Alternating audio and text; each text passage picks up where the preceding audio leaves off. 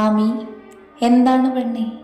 എൻ്റെ ഒരു തലോടൽ പോലും നിന്നെ ഇത്രത്തോളം തളർത്തുന്നുണ്ടെങ്കിൽ നീ കുറച്ച് തളരുമല്ലോ പെണ്ണേ. അഗ്നി സ്വയം ചുണ്ട് കടിച്ചു വിട്ടുകൊണ്ട് അവളോട് പറഞ്ഞു. ആമി അതിന് മറുപടിയൊന്നും പറഞ്ഞില്ല. നിന്നോട് ഞാൻ പറഞ്ഞതല്ലേ വാവേ, എന്നെ നിരാശപ്പെടുത്തരുതെന്ന്. എന്നിട്ട് നീ കേട്ടോ? ഇല്ല. അപ്പോൾ നിനക്കതിനുള്ള ശിക്ഷ തരണ്ടേ? അല്ലെങ്കിൽ നീ വീണ്ടും ഈ തെറ്റ് ആവർത്തിക്കും. അതുകൊണ്ട് ഇന്നും ഓർത്ത് വയ്ക്കുന്നൊരു ശിക്ഷ തന്നെ തരാം. എന്തേ, നീ തയ്യാറാണോ? അവൻ്റെ കൈ അവളുടെ മുഖത്തൂടെ ചലിച്ചുകൊണ്ടിരുന്നു. ആമി പേടിയോടെ അവൻ്റെ കണ്ണിലേക്ക് നോക്കി.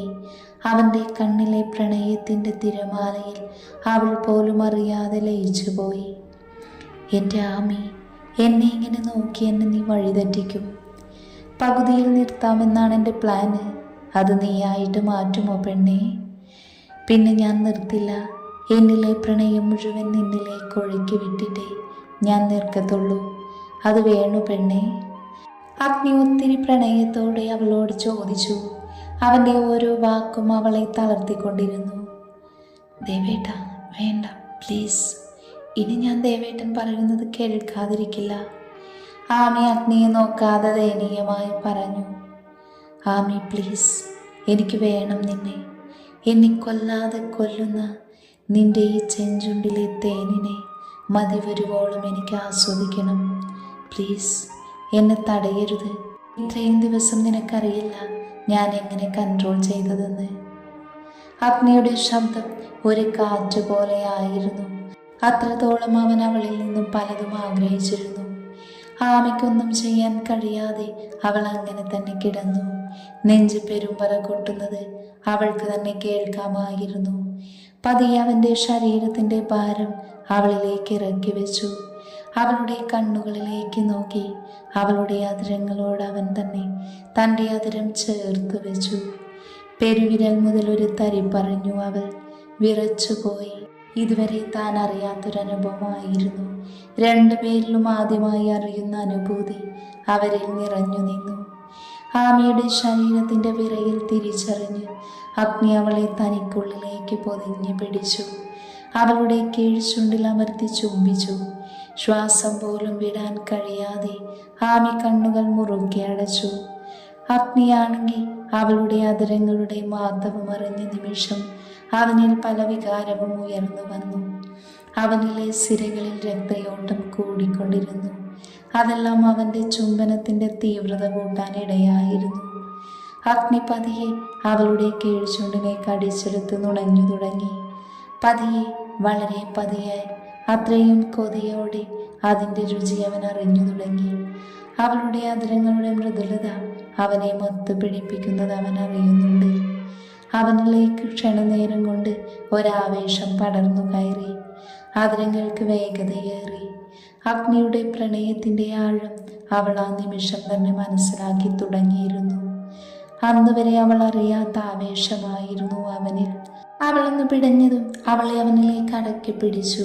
അവളുടെ മേൽചൂണ്ടിലേക്ക് അവൻ ചേക്കേറി.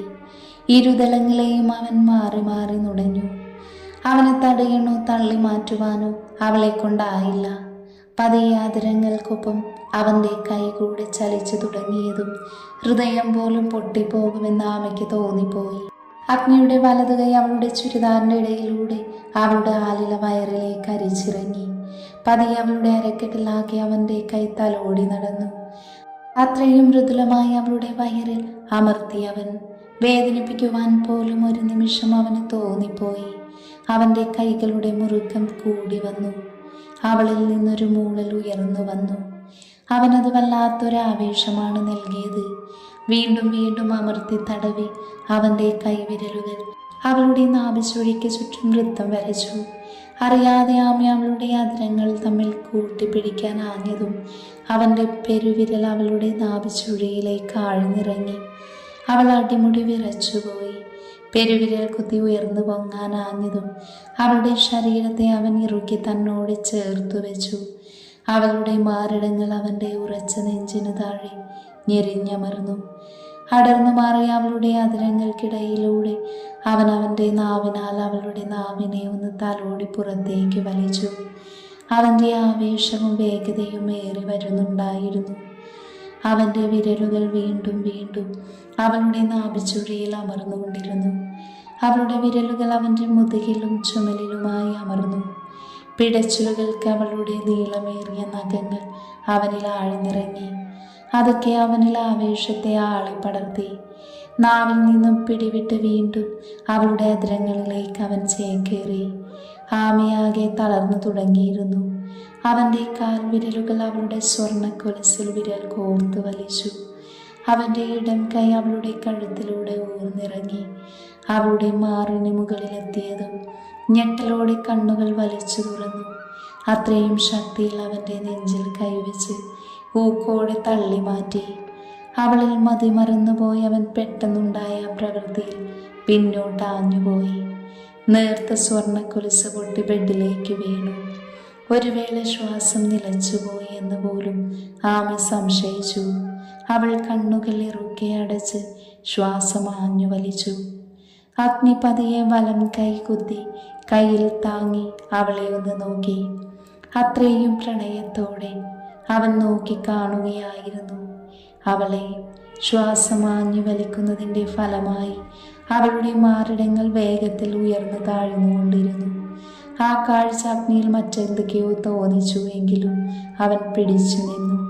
അവിടെ ഒന്ന് തലോടാൻ തോന്നി, അവിടെ ഒന്ന് ചുംബിക്കാൻ തോന്നി, അതിൻ്റെ രുചി മതി വരുവോളം ആസ്വദിക്കാൻ തോന്നി. എങ്കിലും അവൻ പിടിച്ചു നിന്നു. നീണ്ടു ചുരുണ്ട കറുത്ത മുടിയിഴകൾ മെത്തയിലാകെ അഴിഞ്ഞു പടർന്നു കിടക്കുന്നത് അവൻ കണ്ടു. നെറ്റിയിലും കഴുത്തിലും വിയർപ്പ് തുള്ളികൾ ചാലിട്ടൊഴുകുന്നുണ്ട്. ആ വിയർപ്പിൽ സീമന്തരേഖയിലെ ചുവപ്പ് ആകെ പടർന്നു തുടങ്ങിയിട്ടുണ്ട്. അവിടെ ഇവിടെ വസ്ത്രം സ്ഥാനം തെറ്റി കിടക്കുന്നുണ്ട്. മൊത്തത്തിൽ പെണ്ണൊന്ന് ചുവന്ന് തുടുത്തു വന്നിട്ടുണ്ട്. അവളിലാകെ ഒഴുകി നടന്ന അവൻ്റെ കണ്ണുകൾ അവളുടെ അതിരങ്ങളിൽ എത്തി നിന്നു. കീഴ്ചുണ്ടിൽ ചോര കിനിഞ്ഞു തുടങ്ങിയിട്ടുണ്ട്. അത്രത്തോളം താൻ അവളെ കീഴ്പ്പെടുത്തിയിട്ടുണ്ടെന്ന് അവന് ബോധ്യമായി. ഇപ്പോഴും കണ്ണുകൾ ഇറുക്കി അടച്ചു കിടക്കുവാണവൾ. അഗ്നിയിൽ കുസൃതി നിറഞ്ഞു. അവൻ അവളുടെ കഴുത്തിടുക്കിലേക്ക് മുഖമടുപ്പിച്ച് പതിയെ ഒന്ന് ഊതി. ഞെട്ടി കണ്ണുകൾ തുറന്നുപോയി ആമി. അവളുടെ മുഖത്തെ വെപ്രാളം കണ്ട് അഗ്നിക്ക് ചിരി വരുന്നുണ്ടായിരുന്നു.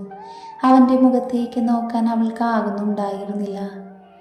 ആമി, അവൻ്റെ നേർത്ത ശബ്ദത്തിൽ അവൻ നിന്ന് വിറച്ചുപോയി. കിട്ടിയോ നിനക്ക്? മനസ്സിലാവാത്തതുപോലെ അവൾ കണ്ണുകൾ ഉയർത്തി അവനെ ഒന്ന് നോക്കി. അപ്പം നിനക്ക് കിട്ടിയില്ലേ എൻ്റെ മധുര പ്രതികാരം? ഇത്രയല്ല ഞാൻ വിചാരിച്ചത്. പക്ഷേ നീ എന്നെ തടഞ്ഞു. ഇനിയും എനിക്ക് വേണമെന്നുണ്ട്. പക്ഷേ ഇപ്പം അതിനുള്ള സമയമായിട്ടില്ല. പിന്നെ എൻ്റെ പ്രണയത്തിൽ ചാലിച്ച ചുംബനം നീ ആസ്വദിച്ചോ പെണ്ണേ? അത് കേട്ടതും അവളുടെ കണ്ണുകളൊന്ന് വിടർന്നു. അപ്പോൾ പ്രതികാരത്തിൻ്റെ ആയിരുന്നില്ലേ, പ്രണയം കൊണ്ടായിരുന്നു ഈ ചുംബനം? അവളുടെ ചുണ്ടിൻ കോണിൽ വിടരാൻ വെമ്പിയൊരു പുഞ്ചിരി വന്നു നിന്നു. പൂർണ്ണമായും മനസ്സിലായില്ലെന്നറിയാം. ഒരിക്കൽ ഞാൻ എൻ്റെ പെണ്ണിനോടൊരു കഥ പറഞ്ഞു തരാം. നീണ്ട നീളൻ മുടികളുള്ള ഒരു 12കാരിയോട് ഇഷ്ടം തോന്നിയ ഒരു 19കാരൻ്റെ പ്രണയകഥ. അന്ന് നീ അറിയും എന്നിലെ പ്രണയത്തിൻ്റെ ആഴം. അവൻ പറഞ്ഞു നിർത്തിയതും വിശ്വാസം വരാതെ വിടർന്ന കണ്ണുകളോട് അവൾ അവനെ നോക്കിക്കിടന്നു. കണ്ണുരുട്ടാതടി ഉണ്ട കണ്ണി, ഇപ്പം എൻ്റെ വാവ കിടന്നുറങ്ങിക്കോ, നന്നായി വിയർത്തതല്ലേ? അവളുടെ നെറ്റിയിൽ ഒന്ന് അമർത്തി ചുംബിച്ച് കഴുത്തിലൂടെ ഒഴുകിയിറങ്ങിയ വിയർപ്പ് തുള്ളിയെ അവൻ വിരൽ കൊണ്ട് തട്ടിമാറ്റി. ആമിക്ക് ആ നിമിഷം വല്ലാത്തൊരു ചളിപ്പ് തോന്നി. ആമി വേഗം കണ്ണടച്ചപ്പുറത്തേക്ക് ചെരിഞ്ഞു കിടന്നു. അടുത്ത നിമിഷം തന്നെ അവളെ അവൻ വലിച്ചെടുത്ത് അവൻ്റെ കയ്യിലേക്ക് കയറ്റി കിടത്തി. നിന്നോട് ഞാൻ പലതവണ പറഞ്ഞിട്ടുണ്ട് ഇവിടെ കിടന്നോണമെന്ന്. നീ അത് പറഞ്ഞാൽ കേൾക്കില്ലേ? ഇനിയും വേണോ നിനക്ക്? അവനൊന്ന് കണ്ണുരുട്ടി പറഞ്ഞതും അവൾ വേഗം കണ്ണുകൾ പൂട്ടി അവനിലേക്ക് മുഖം പൂഴ്ത്തി. അവൾ ചേർത്ത് പിടിച്ച് അഴിഞ്ഞു കിടന്ന മുടിയിൽ തലോടി. അവളോടൊപ്പം അവനും ആ രാത്രിയിൽ നന്നായി ഉറങ്ങിയിരുന്നു. രാവിലെ കണ്ണു തുറന്നതും അഗ്നിയുടെ കണ്ണുകൾ പോയത് അവൻ്റെ വലത്തെ സൈഡിലേക്കാണ്. ഇല്ല, ആട് കിടന്നിടത്ത് പൂട പോലുമില്ല. ലക്ഷണം കണ്ടിട്ട് ബാത്റൂമിലില്ല എന്ന് അവന് മനസ്സിലായി. അപ്പം രാവിലെ മുങ്ങിയത് തന്നെ എന്ന് മനസ്സിലാക്കിയതും കട്ടിൽ നിറങ്ങാൻ തുടങ്ങിയപ്പോഴാണ് ബെഡിൽ വീണ് കിടക്കുന്ന ചെയിൻ അവൻ കാണുന്നത്. കൈനീട്ടെടുത്തതും ആമിയുടെ കൊലുസാണതെന്ന് മനസ്സിലായിരുന്നു. എൻ്റെ പെണ്ണിൻ്റെ കൊലുസ് പൊട്ടിയല്ലോ, സാരമില്ല, പുതിയൊരെണ്ണം വാങ്ങിക്കളയാം. കൊലുസിലൊന്ന് ചുണ്ടി ചേർത്ത് അവൻ വേഗം അതെടുത്ത് വാലറ്റിൽ വെച്ച് കുളിക്കാൻ പോയി. കുളി കഴിഞ്ഞു വന്നപ്പോൾ നിർത്താതെയുള്ള ഫോൺ ബെല്ലടി കേട്ടാണ് അഗ്നി ഫോണിലേക്ക് നോക്കിയത്. അപ്പോഴാണ് അളിയൻ എന്ന് കണ്ടത്. അഗ്നി ഒരു പുഞ്ചിരിയോടെ ഫോൺ അറ്റൻഡ് ചെയ്തു.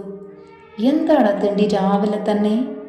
അഗ്നി വായിൽ തോന്നിയത് വിളിച്ചു പറഞ്ഞു. ഡാ പൊന്നളിയ, ഒന്ന് നിർത്തടാ. ഒന്നില്ലെങ്കിൽ നിനക്ക് ഞാൻ എൻ്റെ പെങ്ങളെ തന്നില്ലേ, എന്നിട്ടും എന്തിനാടാ കോപ്പേ എന്നെ നീ തെറി വിളിക്കുന്നത്? വിച്ചു ചെവിയിൽ കൈയിട്ട് കറക്കിക്കൊണ്ട് ചോദിച്ചു. അത് കേട്ട് അഗ്നി ഒന്ന് പൊട്ടിച്ചിരിച്ചു. എൻ്റെ പൊന്നു മോനെ, നിന്റെ പെങ്ങളെനിക്ക് കെട്ടാൻ ആരുടെയും സമ്മതം വേണ്ട. തൂക്കിയെടുത്ത് കൊണ്ടുവന്നതിന് ഞാൻ അവളെ. ഞാനൊന്ന് ആഗ്രഹിച്ചിട്ടുണ്ടെങ്കിൽ ഞാൻ അവളെ തന്നെ കെട്ടിയിരിക്കും. അതുകൊണ്ട് പൊന്നുമോനിപ്പോൾ വിളിച്ചതിൻ്റെ കാര്യം പറഞ്ഞിട്ട് വെച്ചിട്ട് പോടാ. അഗ്നിയുടെ ഗൗരവം നിറഞ്ഞ വാക്കുകൾ കേട്ട് വിച്ചുവിന് ദേഷ്യം വന്നിരുന്നു. പക്ഷേ അഗ്നിയോട് ദേഷ്യപ്പെട്ടിട്ടൊരു കാര്യവുമില്ല എന്നറിയാവുന്നത് കൊണ്ട് അവൻ വിളിച്ച കാര്യം പറഞ്ഞു. ഡാലിയ, അവൻ ലാൻഡ് ചെയ്തിട്ടുണ്ട്. ഇപ്പോൾ അവിടെ എത്തുമായിരിക്കും. അതുകൊണ്ട് നീ ഒന്ന് സൂക്ഷിക്കണം. അവൻ്റെ സ്വഭാവം വെച്ച് അവൻ എന്ത് ചെറ്റത്തരം ചെയ്യാനും സാധ്യതയുണ്ട്. പിന്നെ എൻ്റെ പെങ്ങളെ നോക്കിക്കോണേ അളിയ. വിച്ചു അവൻ്റെ ഉള്ളിലെ ആദ്യ അഗ്നിയോട് തുറന്നു പറഞ്ഞു. വിച്ചുവിൻ്റെ വാക്കുകൾ അഗ്നിയിൽ വല്ലാത്തൊരു സന്തോഷം നിറച്ചു. കാരണം പെങ്ങളോടുള്ള അവൻ്റെ കരുതൽ അത് തന്നെയായിരുന്നു കാരണം. വിച്ചു, നീ എന്തിനെ പേടിക്കുന്നത്? അവർ വരട്ടെ. എന്താണ് അവർ പ്ലാൻ ചെയ്തതെന്ന് നോക്കാലോ. എന്നിട്ട് നമുക്ക് പ്ലാൻ ഇടാം. പിന്നെ ആമിയുടെ കാര്യം, അതോർത്ത് നീ ടെൻഷൻ ആവേണ്ട. അവൻ്റെ ഒരു നിഴൽ പോലും അവളിൽ വീഴില്ല. അതിനെ മംഗലത്ത് അഗ്നിദേവി ജീവിച്ചിരിക്കുമ്പോൾ നടക്കില്ല. ആ കാര്യമോർത്ത് നീ പേടിക്കേണ്ട. അഗ്നിയുടെ വാക്കുകൾ വിച്ചുവിൽ ആശ്വാസമേകിയിരുന്നു. എന്നാൽ ശരിയല്ലയ, നമുക്ക് അവരെ ഒന്ന് കാണണം. വീട്ടിൽ വെച്ചല്ല, പുറത്ത്. അത് ശരിയാ. അവരുടെ പ്ലാനിങ് എന്താണെന്ന് അറിഞ്ഞിട്ട് നല്ലോണം എന്ന് കാണണം. അങ്ങനെ കുറച്ച് സമയം സംസാരിച്ച് അഗ്നി ഫോൺ വെച്ചു. ഇതേ സമയം അടുക്കളയിൽ പണികൾക്കിടയിലും ഇടയ്ക്കിടയ്ക്ക് ആമയുടെ കണ്ണുകൾ കോഴിപ്പടിയിലേക്ക് നീളുന്നുണ്ടായിരുന്നു. രാവിലെ എണീറ്റപ്പോൾ വേഗത്തിൽ കുളിച്ചിറങ്ങി ഓടി വന്നതാണ്. ആ കൺമുന്നിൽ ചെന്ന് പെടാതിരിക്കാൻ. എന്തോ ഇന്നലെ ഒരു രാത്രിയെ കൊണ്ട് ആ മനസ്സിൽ തന്നോട് ഒരുപാട് പ്രണയമുണ്ടെന്ന് തിരിച്ചറിവിൽ അവരുടെ ഉള്ളം തുടികൊട്ടിക്കൊണ്ടിരുന്നു. മോളെ, ദേ അവനുള്ള ചായ കൊണ്ടുകൊടുക്ക്. അമ്മയുടെ സംസാരം കേട്ട് പെട്ടെന്ന് അവൾ ചിന്തയിൽ നിന്ന് പുറത്തേക്ക് കൊണ്ടുവന്നത് ഒരു കപ്പിൽ അഗ്നിക്കുള്ള ചായയുമായി നിൽക്കുവായിരുന്നു അവർ. വേഗം കൊണ്ടു ചെല്ല്, ഇല്ലേനി അത് മതി. അതമ്മേ, ഇത്ര നേരമായില്ലേ? ഏട്ടൻ ഇങ്ങോട്ട് ഇപ്പോൾ വരും, എന്നിട്ട് കൊടുത്താൽ പോരെ? ചൂടാറില്ലേ? പിന്നെ ചൂട് പോയെന്ന് പറഞ്ഞ് ബഹളമായിരിക്കും അവൻ. നിനക്കറിയാലോ അവൻ്റെ ദേഷ്യം. പെട്ടെന്നാണ് അഗ്നി സ്റ്റെപ്പിറങ്ങി വരുന്നത്. ദേ അമ്മേ വന്നു, അമ്മ കൊണ്ടുകൊടുക്ക്, ഞാൻ ബാക്കി ജോലി ചെയ്തോളാം. അതും പറഞ്ഞ് ആമി വേഗം ദോശ ചുടാൻ തുടങ്ങി. അവളുടെ വെപ്രാളമൊക്കെ കണ്ട് ആകെ കാര്യം മനസ്സിലാവാതെ ശാലിനി ഹാളിലേക്ക് നടന്നു. കണ്ണ, ചായ വേണ്ടേ നിനക്ക്? ചായയുമായി നിൽക്കുന്ന അമ്മയെ കണ്ടതും അറിയാതെ അഗ്നിയുടെ കണ്ണുകൾ ആമിക്കായി ഒന്ന് പരതി. ഡാ ചക്ക, ചായ വാങ്ങ്, എനിക്കിത്തിരി പണിയുണ്ട് ബാക്കി. ആ അമ്മേ, അനു എന്തിയേ? അതേപോലെ അമ്മായിയെയും ശ്രുതിയെയും കണ്ടില്ലല്ലോ. അനു എന്താണോ എന്തോ പതിവില്ലാതെ കുളിക്കാനെന്ന് പറഞ്ഞു പോയിട്ടുണ്ട്. ഗീതയും മോളും പിന്നെ ഒരിടം വരെ പോയി വരാമെന്ന് പറഞ്ഞ് രാവിലെ ഇവിടെ നിന്ന് പോയിട്ടുണ്ട്. ഇനി വൈകിട്ടായിരിക്കും വരുന്നത്. മമ്മി, എനിക്കും വേണം കാപ്പി. പെട്ടെന്നാണ് അനുവിൻ്റെ ശബ്ദം കേട്ടത്. കുളിച്ച് കുട്ടാപ്പിയായി അത്യാവശ്യം മേക്കപ്പും തട്ടി അനുമോൾ ലാൻഡ് ചെയ്തിട്ടുണ്ട്. ഡി, ദോശ ചുടുന്ന ചട്ടുകം കൊണ്ട് നിനക്ക് നല്ലോണം കിട്ടുവേ. അവൾക്ക് കാപ്പി അങ്ങോട്ട് കൊണ്ടു കൊടുക്കണം പോലും. വേണേൽ പോയി എടുത്ത് കുടിക്കടി. അതെന്നാ ശാലിനിക്കുട്ടിക്ക് എന്നോട് മാത്രം ഒരു സ്നേഹമില്ലാത്തത്? ഏട്ടനൊക്കെ അമ്മ റൂമിൽ കൊണ്ടുപോയി കൊടുക്കുമല്ലോ. വന്ന് നമ്മളൊന്നും ആർക്കും വേണ്ട. കുട്ടി പതിയെ മൂക്കി പിഴിഞ്ഞ് ഇല്ലാത്ത കണ്ണുനീർ തുടച്ചുകൊണ്ട് പറഞ്ഞു. അല്ല, എന്തു പറ്റി എൻ്റെ പുന്നാര അനിയത്തി രാവിലെ കുളിച്ച് കാണാൻ കൊള്ളാവുന്നൊരു കോലത്തിലൊക്കെ? കൊള്ളാവോ ഏട്ടാ? എത്ര നേരം മനക്കെട്ടാണോ ഇങ്ങനെ ആയെന്ന്? അതിന് വല്ലപ്പോഴും കുളിക്കണം. അനുവിൻ്റെ കൈക്കൊന്ന് കിഴക്കി ശാലിനി അടുക്കളയിലേക്ക് അത് പറഞ്ഞു പോയി. ഓ, എൻ്റെ കൈ പറിച്ചു. ഒന്ന് നന്നാവാന്ന് വിചാരിച്ചതാ, ഇപ്പൊ അതും കുറ്റം. ഈ അമ്മയ്ക്ക് എൻ്റെ സൗന്ദര്യത്തോട് അസൂയാണ് ഏട്ടാ. ഏട്ട കണ്ടില്ലേ? ദുരന്തം പറയാതെ അനു, പോയി 4 അക്ഷരം പഠിക്കടി. എനിക്ക് അവധിയായിപ്പോ, പഠിക്കാൻ പാടില്ല. നിന്റെ മാർക്കൊന്ന് വന്നോട്ടെ, അപ്പൊ ഞാൻ ബാക്കി പറയാം. അവൻ കളിപ്പായി. അമ്മേ, ഇതാ വരുന്നു, ഞാനിപ്പോ വരാവേ. അഗ്നിയുടെ കയ്യിൽ നിന്നും അനു നൈസായി സ്കൂട്ടായി മുറ്റത്തേക്ക് ഓടി. എടി, അമ്മ കിച്ചണിലേക്കാ പോയത്. ഭൂമി ഉരുണ്ടതല്ലേ ഏട്ടാ, എവിടെയെങ്കിലും വെച്ച് കണ്ടോളാം ഞാൻ. അനു ഓടുന്നതിനിടയിലും വിളിച്ചു കൂവി. ഇങ്ങനെ ഒരു പെണ്ണ്, അഗ്നി ചിരിയോടെ പറഞ്ഞു. കുറച്ചു നേരം കൂടെ കഴിഞ്ഞതും ആമിയെ കാണാഞ്ഞിട്ട് അഗ്നി പതിയെ അടുക്കളയിലേക്ക് നടന്നു. അപ്പോഴുണ്ട് ആമി പുറംതിരിഞ്ഞ് ദോശ ചുടുവായിരുന്നതിനാൽ അഗ്നി അവൾ കണ്ടില്ല. അവൻ ആകെ മൊത്തം ഒന്ന് അടുക്കളയിൽ നോക്കി. അമ്മ അവിടെയില്ല, പുറത്താണെന്ന് മനസ്സിലായതും പതിയെ ശബ്ദമുണ്ടാക്കാതെ ആമിയുടെ പുറകിലേക്ക് ചെന്നു നിന്നു. അഗ്നിയുടെ പെർഫ്യൂമിന്റെ ഗന്ധം നാസികയിലേക്ക് തുളച്ചു കയറിയതും ആമി അനങ്ങാതെ നിന്നു. അവളുടെ ഹൃദയം വേഗത്തിൽ മിടിക്കാൻ തുടങ്ങി. അവളെ ഒന്ന് അഗ്നി നോക്കി നിന്നുപോയി. കുളിർപ്പിന്നൽ കെട്ടി വിടർത്തിയിട്ടിരിക്കുന്ന നീളൻ മുടിയിലിടയിലായി തിരികെ വെച്ചിരിക്കുന്ന തുളസി കതിരിലേക്ക് അവനൊന്ന് നോക്കി നിന്നു. വല്ലാതെ പ്രണയം ഹൃദയത്തിൽ നിറഞ്ഞൊഴുകുന്നത് അവൻ അറിയുന്നുണ്ടായിരുന്നു. എന്ത് ചെയ്യണമെന്നറിയാതെ ശില പോലെ നോക്കുകയായിരുന്നു ആമി. അവൾക്ക് പുറകിൽ അവൻ ഉണ്ടെന്ന ഓർമ്മയിൽ എവിടെ നിന്നോ ഒരു വെപ്രാളം തന്നെ വന്ന് മൂടുന്നത് അവൾ അറിഞ്ഞു. അഗ്നി ഒരു ചുവട് കൂടി മുന്നോട്ട് വെച്ചു. അവളുടെ ശരീരത്തോട് ചേർന്നു നിന്നു. ചെറുതായി അവളുടെ മുടിയെ വകഞ്ഞു മാറ്റി കഴുത്തിടുക്കിലേക്ക് മുഖം പൊഴുതി. ഷാമ്പുവിൻ്റെയും കാച്ചെണ്ണയുടെയും തുളസിയുടെയും സമ്മിശ്ര ഗന്ധം അവൻ വല്ലാത്തൊരാവേശത്തോടെ മണത്തെറിഞ്ഞു. പെട്ടെന്നുണ്ടായ അവൻ്റെ പ്രവൃത്തിയിൽ അവൾ ഒന്ന് നടുങ്ങി. കയ്യിലിരുന്ന ചട്ടുകൻ കിച്ചൺ സ്ലാബിൽ മുകളിലേക്ക് വീണു. അവളുടെ കൈകാലുകൾ വിറയ്ക്കാൻ തുടങ്ങി. അവൻ്റെ സാമീപ്യം അവളെ വെപ്രാളപ്പെടുത്തി. അവൻ ഇരു കൈകളാലും അവളുടെ അരക്കെട്ടിനെ ഇറുകെ ചുറ്റിപ്പിടിച്ചു. ഇപ്പോഴും ആ മരം മയക്കുന്ന ഗന്ധത്തിൽ അടിമപ്പെട്ട് നിൽക്കുകയായിരുന്നു അവൻ. മനസ്സിൻ്റെ പിടിവള്ളി പൊട്ടിപ്പോകുന്നതവൻ മനഃപൂർവ്വം മറന്നുകളഞ്ഞു. പറഞ്ഞറിയിക്കാനാവാത്ത ഒരവസ്ഥയിലായിരുന്നു അഗ്നി ആ നിമിഷം. ആമിയുടെ മേൽചുണ്ടിലും നെറ്റിയിലും നാസികത്തുമ്പിലുമായി വിയർപ്പ് കണങ്ങൾ പൊടിഞ്ഞിരുന്നു. അവനെ തിരികെ പുണരണമെന്ന് മനസ്സ് പറഞ്ഞുകൊണ്ടിരുന്നു. പക്ഷേ അവൾക്ക് കഴിയുന്നില്ല. അനങ്ങാൻ പോലും സാധിക്കുന്നില്ല. കണ്ണുകൾ ഇറുക്കി അടച്ചു പോയി അവൾ. നീ ഇവിടെ ആയിരുന്നു അല്ലേ? നിന്നെ തിരഞ്ഞു നടക്കുവായിരുന്നു ഞാൻ. കാറ്റുപോലെ അവൻ്റെ ശബ്ദം അവളുടെ ചെവിയിൽ തുളഞ്ഞു കയറി. കിടുങ്ങിപ്പോയവൾ അവൻ്റെ കഴുത്തിടുക്കിൽ അവൻ്റെ ചൂട് നിശ്വാസം. ആമി. മറുപടി എന്നോണം അറിയാതെ അവൾ മൂളിപ്പോയി. ഞൊടിയിടയിൽ അവളെ തിരിച്ചു നിർത്തി ആദരങ്ങളിലേക്ക് ചുണ്ട് ചേർത്തിരുന്നു അവൻ. ആവേശമായിരുന്നു അവനിൽ. അവൾക്കൊന്ന് ചിന്തിക്കാൻ പോലും കഴിയുന്നതിന് മുന്നേ ഇരു കൈകളാലും വരിഞ്ഞു മുറുക്കി അത്രയും കൊതിയോടെ അവൻ അവളുടെ ആദരങ്ങളെ മാറി മാറി നുണഞ്ഞെടുത്തു. വൃത്തിയിൽ തേച്ചെടുത്ത അവൻ്റെ ഷർട്ടിൽ അവളുടെ കൈകളാൽ ചുളിവുകൾ വീണു. ഒരു കൈ അവളുടെ നടുവിലും മറുകൈ അവളുടെ കഴുത്തിലേക്ക് മരിച്ചിറങ്ങി. അറിയാതെ അവളുടെ കൈകളും അവനെ തിരികെ പുണർന്നുപോയി. ആമയും ആ നിമിഷം അവൻ്റെ ചുംബനം ആസ്വദിച്ചിരുന്നു. എന്തുകൊണ്ടോ അവൾക്കും അവനെ ചുംബിക്കണമെന്ന് തോന്നി. പക്ഷെ അതിനുള്ള ശക്തിയില്ലായിരുന്നു അവൾക്കപ്പോൾ. അഗ്നിയുടെ താടി രൂപങ്ങൾ അവളുടെ ചുണ്ടിലും കവിളും ഉരസി ക്ലിപ്പെടുത്തി. കുതിരാനോ പിടഞ്ഞു മാറാനോ ശ്രമിച്ചില്ലവൾ. പകരം അവൻ്റെ കൈക്കുള്ളിൽ ഒതുങ്ങിപ്പോയി. ശ്വാസം കിട്ടാതെ ആമിയൊന്ന് പിടഞ്ഞതും അവൻ കീഴ്ചുണ്ടിനെ നുണഞ്ഞു വിട്ടുകൊണ്ട് അവളെ മോചിപ്പിച്ചു. കണ്ണു തുറക്കാതെ തന്നെ അവൻ്റെ നെഞ്ചിലേക്ക് അവൾ വീണുപോയി. അഗ്നിപതി അവളുടെ പുറത്ത് തട്ടിക്കൊടുത്തു. പെട്ടെന്നാണ് അങ്ങോട്ട് ശാലിനി പുറം വാതിൽ വഴി അകത്തേക്ക് കയറി വന്നത്. പരസ്പരം പുണർന്നു നിൽക്കുന്നവരെ കണ്ടതും പ്രേതത്തെ കണ്ട പോലെ ശാലിനി വിളറി വെളുത്തു. അഗ്നിയും അപ്പോഴാണ് അമ്മയെ കണ്ടത്. പെട്ടെന്ന് അമ്മയെ അവനിൽ നിന്നും മാറ്റാൻ തുടങ്ങുമ്പോഴാണ് ഒരലർച്ച കേട്ടത്. അയ്യോ, എൻ്റെ ദോശ! അഗ്നിയുടെ നെഞ്ചിൽ നിന്നും ആമി പിടഞ്ഞു മാറി. നേരെ നോക്കിയത് നെഞ്ചിൽ കൈവച്ച് നിൽക്കുന്ന അമ്മയെ ആയിരുന്നു. അഗ്നി പെട്ടെന്ന് ഓടാൻ തിരിഞ്ഞതും തറഞ്ഞു നിന്നുപോയി അവൻ. വാതിലിനടുത്തായി തറഞ്ഞു നിൽക്കുന്ന അനുകമ്പിച്ചു. സബാഷ്, ഇനി ആരേലും ഉണ്ടോ ആവോ? അറിയാതെ അഗ്നി പറഞ്ഞുപോയി. ശാലിനിയും അപ്പോഴാണ് അവരെ കാണുന്നത്. ആമി തലകുനിച്ച് അഗ്നിയുടെ പിന്നിലേക്ക് മറഞ്ഞു നിന്നു. മാറി നിൽക്കടാ, ദോശ മൊത്തം കരിഞ്ഞു പോയിട്ടുണ്ട്. നിന്നോട് ആര് പറഞ്ഞു അടുക്കളയിലേക്ക് കയറാൻ? അതുകൊണ്ടല്ലേ ഇങ്ങനെ ദോശ കരിഞ്ഞു പോയത്? അമ്മ ഒച്ച വെച്ചതും വിച്ചു അനുവിൻ്റെ കൈ പിടിച്ചു വലിച്ച് ഒറ്റ ഓട്ടമായിരുന്നു.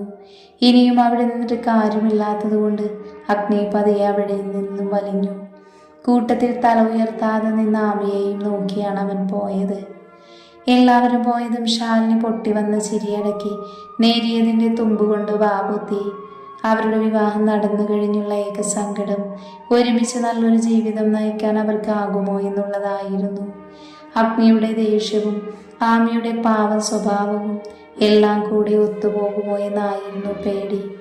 ഇന്നത് അപ്പാടെ മനസ്സിൽ നിന്ന് മാഞ്ഞു പോയതിനാൽ സന്തോഷത്തോടെ അവർ ദൈവത്തിനോട് നന്ദി പറഞ്ഞു. ആ നിമിഷം അനുവിൻ്റെയും ബിച്ചുവിൻ്റെയും ഓട്ടം വന്നു നിന്നത് ഉമ്മറത്താണ്. അനുവാണെങ്കിൽ 10 മിനിറ്റ് മുന്നേ തുറന്ന വായ്പോഴും അടച്ചിട്ടില്ല. ഡി അനു, കർത്താവേ, കാറ്റുപോയോ ഇതിൻ്റെ? ബിച്ചു അവളെ ആഞ്ഞൊന്ന് കുലുക്കി. ഹോ, എന്തുവാ മനുഷ്യ? ജീവനുണ്ട്, ഭാഗ്യം, ചത്തിട്ടില്ല. എന്തായിരുന്നു അല്ലേ? നിന്നോട് ഞാൻ അപ്പം നിൽക്കാൻ പറഞ്ഞതല്ലേ, പിന്നെ നീ എന്തിനാ ഓടി കിച്ചണിലോട്ട് പോയത്? നീയല്ല നിന്റെ ചേട്ടനോട് എൻ്റെ കാര്യം പറഞ്ഞു കൊടുക്കുമെന്ന് പറഞ്ഞു പോയത്. എന്നിട്ടിപ്പോൾ എന്തായി? പട പേടിച്ച് പന്തളത്ത് ചെന്നപ്പോൾ അവിടെ പന്തം കൊളുത്തിപ്പടാ. വിച്ചു പൊട്ടിച്ചിരിച്ചുകൊണ്ട് അവളെ കളിയാക്കി പറഞ്ഞു. ഞാനറിഞ്ഞു അവിടെ ഫ്രഞ്ച് വിപ്ലവം നടക്കുവാന്ന്. എന്നാലും എൻ്റെ ഏട്ടന് ഇങ്ങനെ ആയിരുന്നു. എൻ്റെ പൊന്നു മോളെ, നിനക്കൊന്നും അറിയില്ല അവന്. അവൻ റൊമാൻസിൻ്റെ പ്രസ്ഥാനമാണ്, അതുപോലെ ദേഷ്യത്തിൻ്റെയും. എന്നാലും എനിക്കെന്തോ നാണം വരുന്നു. അന കുണുങ്ങി ചിരിച്ചുകൊണ്ട് മുഖം പൊത്തി. എടി, എന്നിട്ടാണോ അത് മൊത്തം നീ കണ്ടു നിന്നത്? അതിപ്പോൾ നിങ്ങളും കണ്ടില്ലേ? അത് പിന്നെ കണ്ണടക്കാനുള്ള ഗ്യാപ്പ് കിട്ടണ്ടേ? ഓ, അല്ലാണ്ട് തറഞ്ഞു നിന്ന് പോയതല്ല. ഓ, എന്തിന്? ഇതൊക്കെ എന്ത്? നീ വിചാരിച്ചാലേ ഈ ഉമ്മറം നമുക്ക് മണിയറയാക്കാം മോളെ. വിച്ചു ജയൻ സ്റ്റൈലിൽ പറഞ്ഞതും അനു അവൻ്റെ നെഞ്ചിലൊന്ന് തള്ളി അകത്തേക്ക് നടന്നു. ഇതേ സമയം അവളെ അവൻ പിടിച്ചു വെച്ചു. വിട്, ഞാൻ പോകുക. എങ്ങോട്ട്? ഞാൻ പോട്ടെ, എന്നെ വിടാവോ പ്ലീസ്? ആകെ നാണം കിട്ടും, എല്ലാവരും കണ്ടു. ആമി ദയനീയമായ അഗ്നിയെ നോക്കി പറഞ്ഞു. എന്തിനാ എൻ്റെ മുന്നിൽ വരാതെ ഒളിഞ്ഞു കളിച്ചത്? അതുകൊണ്ടല്ലേ ഞാൻ അങ്ങോട്ട് വന്നത്. അവിടെ വന്ന് നിന്നെയും മുടിയും കണ്ടപ്പോൾ പിന്നെ എൻ്റെ കൺട്രോള് പോയി. അപ്പം പിന്നെ നീ അത് സഹിച്ചോ? എൻ്റെ മുന്നിൽ വരാത്തതിനുള്ള ശിക്ഷയാണിത്. അത് പിന്നെ ഞാൻ. ഏതു പിന്നെ? നീ. ഡാഡാ, വിടടാ അവളെ. പെട്ടെന്നാണ് വിച്ചുവും മനുവും ഹാളിലേക്ക് കയറി വന്നത്. അവരെ കണ്ടതും ആമി അഗ്നിയുടെ കൈ വിടിവിച്ച് മുകളിലേക്ക് ഓടിക്കയറി. നീ എവിടുന്നാ ഇപ്പൊ പൊട്ടി വീണേ? അഗ്നി ദേഷ്യത്തോടെ മുരണ്ടു. ഇപ്പോഴല്ല, ഒരു 10-15 മിനിറ്റ് മുന്നേ. കൃത്യം പറഞ്ഞ നിനക്ക് ഇമ്രാൻ ഹാഷ്മിയുടെ ബാധ കയറിയ കറക്റ്റ് ടൈമിൽ ഞാനിവിടെ അടുക്കളയിൽ ലാൻഡ് ചെയ്തു. എന്തേ? നാറി. പബ്ലിക്കായിട്ട് നിന്ന് ഉമ്മിച്ചതും പോരാ, എന്നിട്ടിപ്പോൾ അത് കണ്ടു നിന്ന് എനിക്കായോ കുറ്റം? എന്നാലും പറയാതിരിക്കാൻ വയ്യ. എന്നാ സ്മൂച്ചിങ് ആളിയാ. പാവം എൻ്റെ പെങ്ങൾ, എങ്ങനെ സഹിക്കുന്നു നിന്നെ? കൊല്ലല്ലേടാ അതിനെ. വിച്ചുപതി അഗ്നിയുടെ വയറിനിട്ട് മുഷ്ടി ചുരുട്ടി ഇടിച്ചുകൊണ്ട് പറഞ്ഞു. അതിന് മറുപടിയായി അഗ്നി വിച്ചുവിനെ കലപ്പിലൊന്ന് നോക്കി. ആ സമയം തന്നെ അനു അവിടെ നിന്ന് മുങ്ങിയിരുന്നു. ഇനി ബാക്കിയുള്ളത് അവൾക്ക് കിട്ടുമോ എന്ന് പേടിച്ച്. പെട്ടെന്നാണ് മുറ്റത്തൊരു കാറ് വന്ന് നിന്നത്. ആഹാ, കാത്തിരുന്ന ആള് വന്നല്ലോ. വാ, ഒന്ന് സ്വീകരിച്ചേക്കാം. അവനെ ആനയിക്കാൻ വേണ്ടി ഓടിപ്പിടിച്ചു വന്നതാ ഞാൻ ഇങ്ങോട്ട്. നേരാവണ്ണം കുളിച്ചുകൂടെയില്ല. ശവം, എന്തൊരാവേശം അവൻക്ക്. നീ വന്നേ അഗ്നി, അവർക്ക് നല്ലൊരു സ്വാഗതം നേർന്നിട്ട് വരാം. അതും പറഞ്ഞ് അഗ്നിയെ മുന്നിലാക്കി വെച്ച് പുറകെയും നടന്നു. അഗ്നിയുടെ മനസ്സിലപ്പോൾ പല തീരുമാനങ്ങളും ഉണ്ടായിരുന്നു. അവൻ മുഷ്ടി ചുരുട്ടി ദേഷ്യം നിയന്ത്രിച്ച് ഉമ്മറത്തേക്ക് നടന്നു. കാറിന്റെ ഡ്രൈവിംഗ് സീറ്റിൽ നിന്നും ശരൺ പുറത്തേക്കിറങ്ങി. അവിടെ ഒന്നാകെ അവന്റെ കണ്ണുകൾ ഒഴുകി നടന്നു. അപ്പോഴേക്കും ഭദ്രനും ഇറങ്ങിയിരുന്നു. അപ്പോഴാണ് വാതിൽ കടന്നു വരുന്ന അഗ്നിയിൽ അവരുടെ രണ്ടുപേരുടെയും കണ്ണുകൾ വന്ന് തറഞ്ഞു നിന്നത്. അവന്റെ ചുണ്ടുകൾ പതിയെ മന്ത്രിച്ചു. മംഗലത്ത് അഗ്നിദേവി, നിന്റെ അരികിലേക്ക് ഞങ്ങൾ എത്തിയിരിക്കുന്നു.